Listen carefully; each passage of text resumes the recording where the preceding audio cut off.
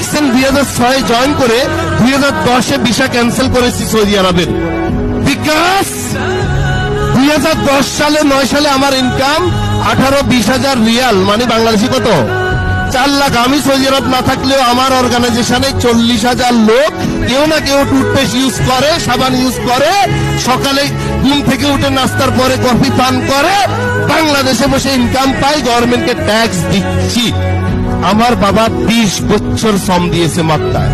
Hello, কোথায়? মক্কায়। সেই আমি যখন ছোট ছিলাম 9 বছর বয়স, আমাকে বাংলাদেশে রেখে আমার হ্যাপিনেসের জন্য, স্কুল কলেজের খরচ মিটানোর জন্য, আমার পরিবারের সুখের জন্য সৌদি আরব মক্কা এসছে 4000 কিলোমিটার দূর। 3 বছর পর পর দেশে যেত 3 মাসের জন্য। 20 বছর শ্রম দিয়ে সে এখন দেশের বৃদ্ধ বয়সে, তার মেশিন ইঞ্জিন যখন শেষ, সে এখন বাংলাদেশে।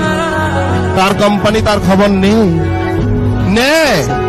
আপনাদের নিবে না।